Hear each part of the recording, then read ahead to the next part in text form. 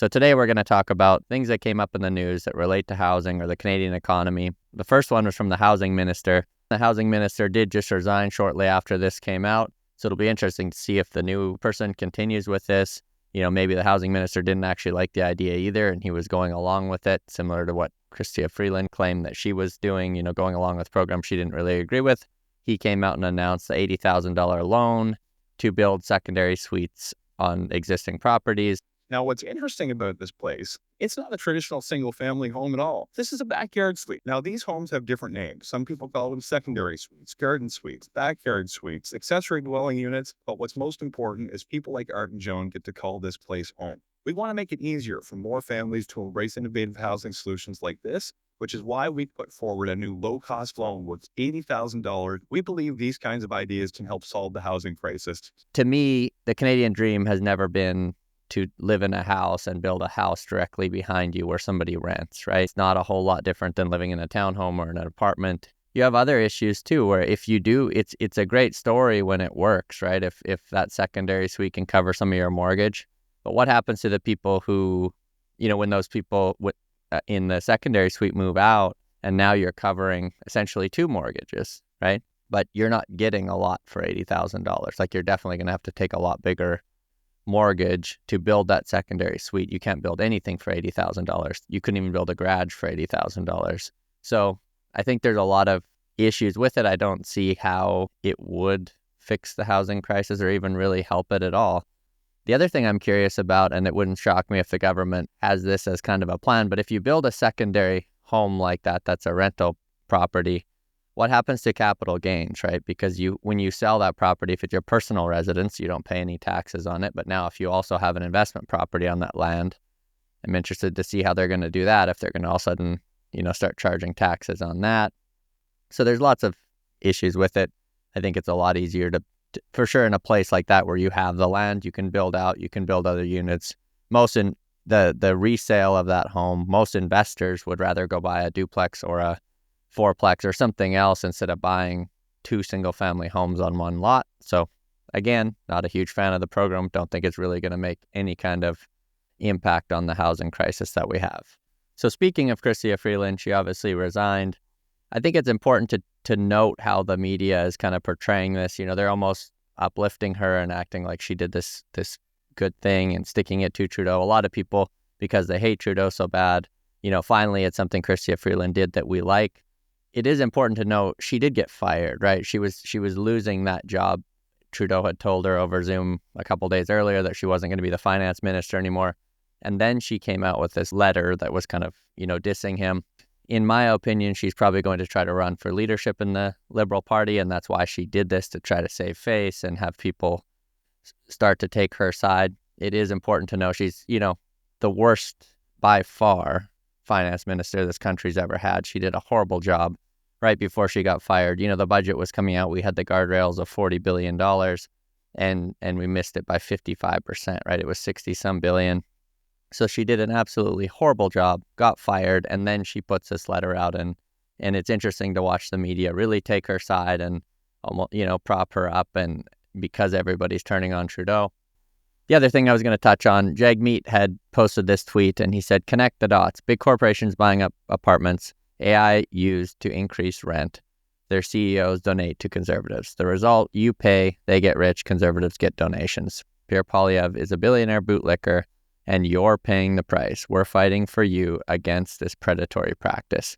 Couple things on that. People, there's always been this narrative of corporate landlords and big companies buying up all the homes and stuff, but the reality is there's a huge amount of people that cannot and may never be able to afford to buy homes. Somebody has to own those buildings that they rent, the homes or the apartment buildings.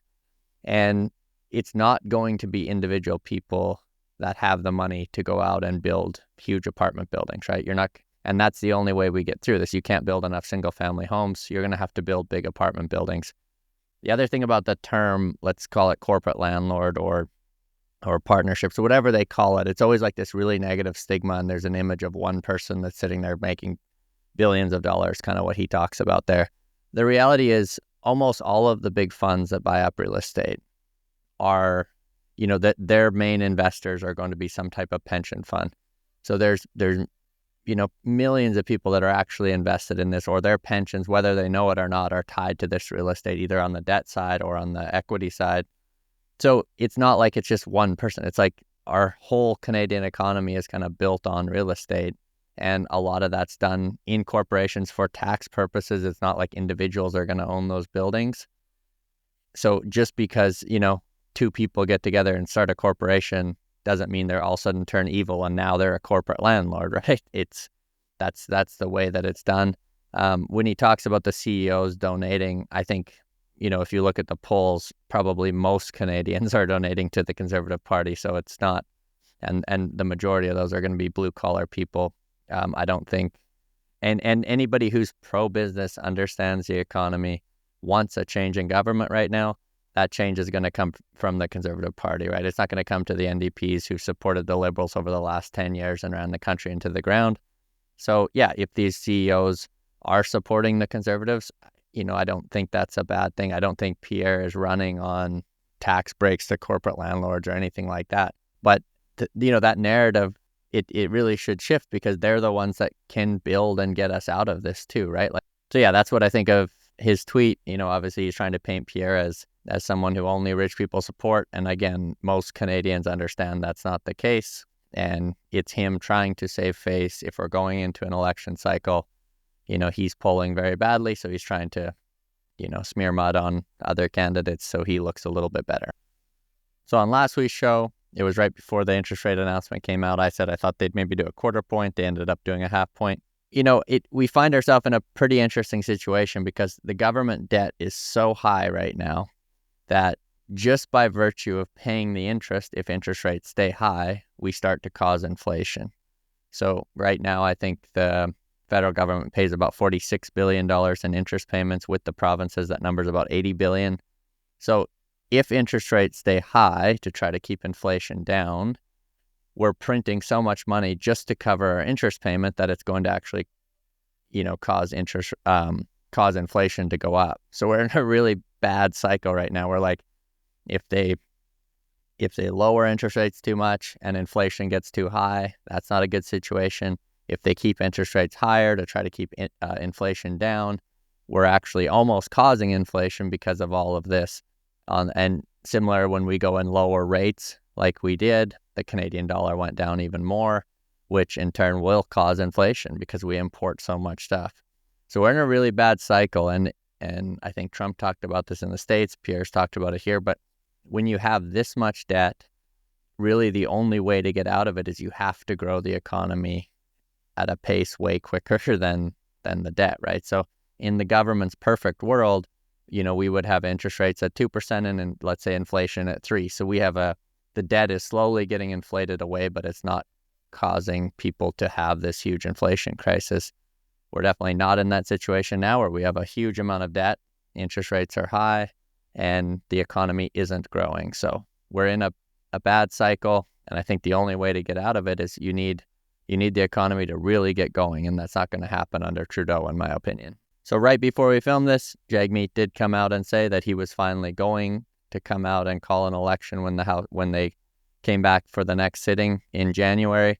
So we'll see if he actually follows through with that. He's been talking, saying a lot of stuff for a long time, and he never follows through with it. I think Canadians are all very aware that he needs to wait a few more months to get his pension, and I think that's kind of what he's been holding off for.